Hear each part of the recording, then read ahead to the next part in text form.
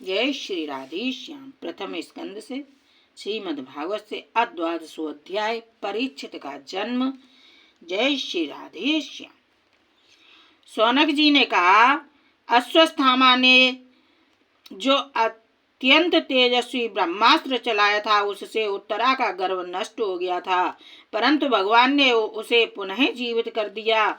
उस गर्व से पैदा हुए महाज्ञानी महात्मा परीक्षित के, जिन्हें सुखदेव जी ने ज्ञानोपदेश दिया था, जन्म कर्म मृत्यु और उसके बाद जो गति उन्हें प्राप्त हुई वह सब यदि आप ठीक समझें तो कहें, हम लोग बड़ी श्रद्धा के साथ सुनना चाहते हैं। सूत जी ने कहा, धर्मराज युधिष्ठिर अपनी प्रजा को प्रसन्न रखते हुए पिता के समान उसका पालन करने लगे। भगवान श्री कृष्ण के चरण कमलों के सेवन से वे समस्त भोगों से निःस्पृहा हो गए थे। शौनकादि ऋषियों, उनके पास अतुल संपत्ति थी। उन्होंने बड़े बड़े यज्ञ किए थे तथा उनके फलस्वरूप श्रेष्ठ लोकों का अधिकार प्राप्त किया था। उनकी रानियां और भाई अनुकूल थे। सारी पृथ्वी उनकी थी। वे जम्बू द्वीप के स्वामी थे और उनकी कीर्ति स्वर्ग तक फैली हुई थी। उनके पास भोग की ऐसी सामग्री थी जिसके लिए देवता लोग भी लालायित रहते हैं, परंतु जैसे भूखे मनुष्यों को भोजन के अतिरिक्त दूसरे पदार्थ नहीं सुहाते, वैसे ही उन्हें भगवान के सिवा दूसरी कोई वस्तु सुख नहीं देती थी।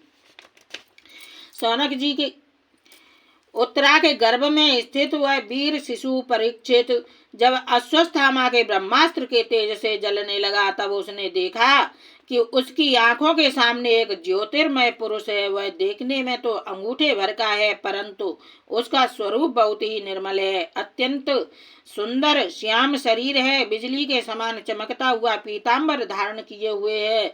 सिर पर सोने का मुकुट झिलमिला रहा है। उस निर्विकार पुरुष के बड़ी ही सुंदर लंबी लंबी 4 भुजाएं हैं। कानों में तपाए हुए स्वर्ण के सुंदर कुंडल हैं।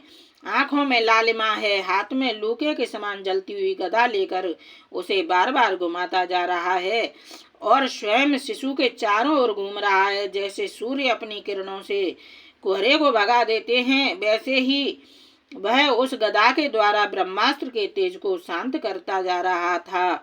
उस पुरुष को अपने समीप देखकर वह गर्भस्थ शिशु सोचने लगा कि यह कौन है।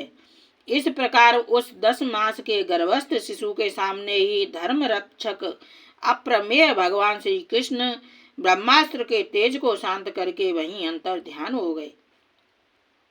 तदनंतर अनुकूल ग्रहों के उदय से युक्त समस्त सद्गुणों को विकसित करने वाले शुभ समय में पांडु के वंशधर परीक्षित का जन्म हुआ। जन्म के समय ही वह बालक इतना तेजस्वी दिख पड़ता था मानो स्वयं पांडु ने ही फिर से जन्म लिया हो। पौत्र के जन्म की बात सुनकर राजा युधिष्ठिर मन में बहुत प्रसन्न हुए। उन्होंने धौम्य, कृपाचार्य आदि ब्राह्मणों से मंगल वाचन और जात कर्म संस्कार करवाए।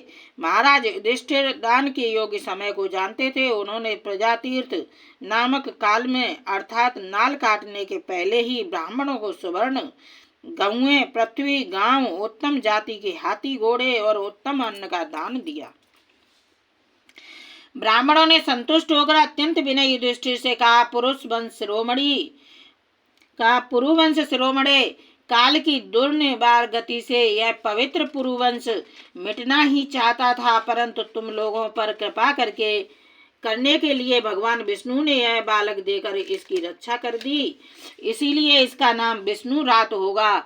निस्संदेह यह बालक संसार में बड़ा यशस्वी, भगवान का परम भक्त और महापुरुष होगा।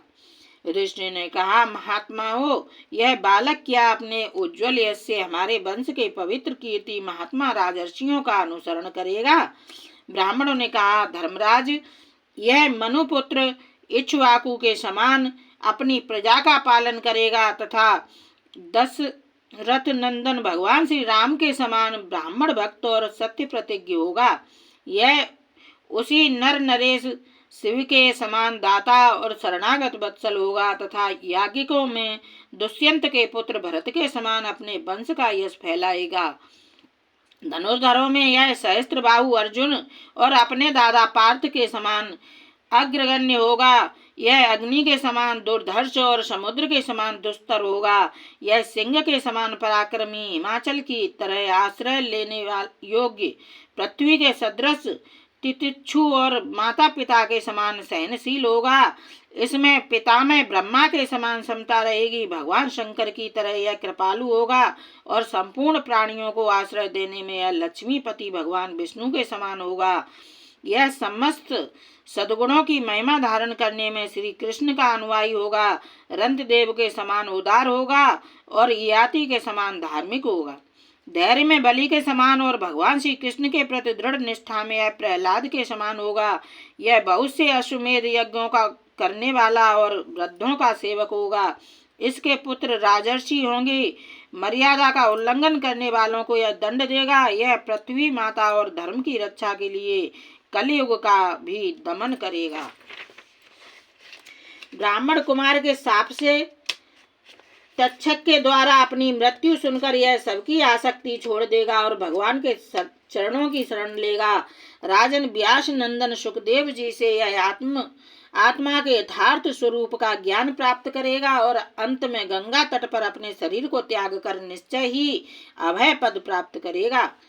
ज्योतिष शास्त्र के विशेषज्ञ ब्राह्मण राजा युधिष्ठिर को इस प्रकार बालक के जन्म लग्न का फल बतलाकर और भेंट पूजा लेकर अपने अपने घर चले गए। वही यह बालक संसार में परीक्षित के नाम से प्रसिद्ध हुआ, क्योंकि वह समर्थ बालक गर्भ में जिस पुरुष का दर्शन पा चुका था उसका स्मरण करता हुआ लोगों में उसी की परीक्षा करता रहता था कि देखें इनमें से कौन सा वह है। जैसे शुक्ल पक्ष में दिन प्रतिदिन चंद्रमा अपनी कलाओं से पूर्ण होता हुआ बढ़ता है, वैसे ही वह राजकुमार भी अपने गुरुजनों के लालन पालन से क्रमशः अनुदित बढ़ता हुआ शीघ्र ही सयाना हो गया। इसी समय स्वजनों के वध का प्रायश्चित करने के लिए राजा युधिष्ठिर ने अश्वमेध यज्ञ के द्वारा भगवान की आराधना करने का विचार किया, परंतु प्रजा से वसूल किए हुए कर और दंड की रकम के अतिरिक्त और धन न होने के कारण वे बड़ी चिंता में पड़ गए। उनका अभिप्राय समझकर भगवान श्री कृष्ण की प्रेरणा से उनके भाई उत्तर दिशा में राजा मरुत और ब्राह्मणों द्वारा छोड़ा हुआ बहुत सा धन ले आए। उससे यज्ञ की सामग्री एकत्र करके धर्मभीरु महाराज युधिष्ठिर ने 3 अश्वमेध यज्ञों के द्वारा भगवान की पूजा की। युधिष्ठिर के निमंत्रण से पधारे हुए भगवान ब्राह्मणों द्वारा उनका यज्ञ संपन्न कराकर अपने सुहृद पांडवों की प्रसन्नता के लिए कई महीनों तक वहीं रहे। शौनक जी इसके बाद भाइयों सहित राजा युधिष्ठिर और द्रौपदी से अनुमति लेकर अर्जुन के साथ यदुवंशियों से घिरे हुए भगवान श्री कृष्ण ने द्वारका के लिए प्रस्थान किया। जय श्री कृष्ण, जय श्री राधेश्याम।